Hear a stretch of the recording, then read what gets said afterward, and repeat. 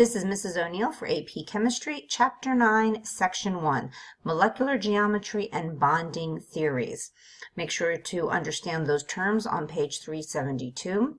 We saw Lewis structures in Chapter 8, which helps us understand the compositions of molecules. However, they do not show the most important aspects of molecules, their shapes.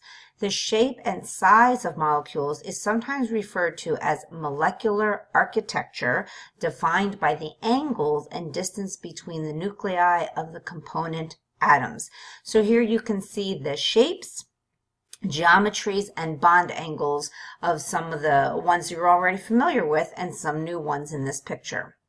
So you should have already watched this Vesper video. It shows all the different shapes as they're comparing the different geometries and the different shapes and the different bond angles, and again those electron domains and what each of them represents, whether they're bonding or lone pairs.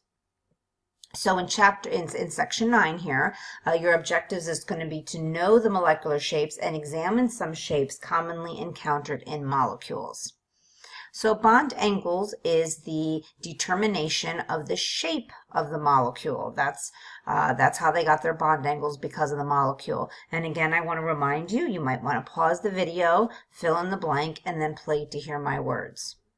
So these are just estimates. We want to remember that these bond angles and shapes are just estimates. And again, it's always around that central element. Okay, so things change when there is a more complex compound. So here are some memory tricks. Here is bent. We want to remember that this is a polar molecule. And if you want to think of B104, a bent molecule is going to have a bond angle of 104.5. Again, it's an estimation, and it is the bond angle between the two atoms around that central atom. This one is Trigonal Pyramidal. Again, it's polar. It has 4 electron domains, 3 bonding, 1 lone pair, and we're going to say that the bond angle is 107.3. And I want to kind of remind you, or a memory trick would be, it looks like a pyramid, right? So if you take 107, the number, and you turn it on its side, that's 7, depending on the font you choose. That lone pair kind of looks like a 7 or a top of a pyramid.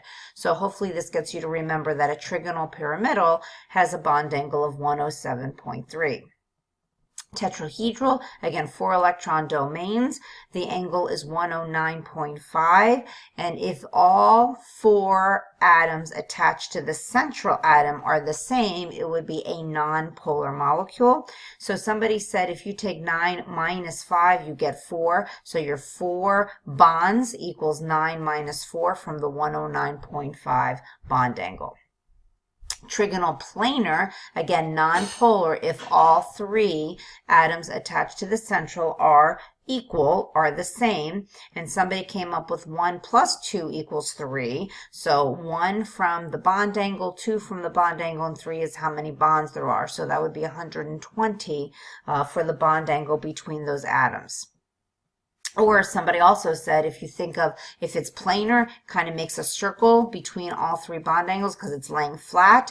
So a circle has 360 degrees. So if you take 360 degrees like a circle and divide it by the 3 bonds, you get 120. So those are some memory tricks. Again, if you have any others, please share. I'd love to share them with my future classes. So here are some more examples. Again, I like to show you more shapes, including your bond angles. Pause the video, read over this, look at the bond angle, and this is what I really want you to pay attention to, is the example compounds, because hopefully this gives you some kind of visual that says, oh, if I ever see CO, carbon monoxide, I know that that's going to be linear. If I ever see HS, we're going to know that that's a bent molecule. So these are just things to kind of think about. Linear geometry, BeCl2, 180 degrees because it's linear, and in this case this would be a non-polar molecule.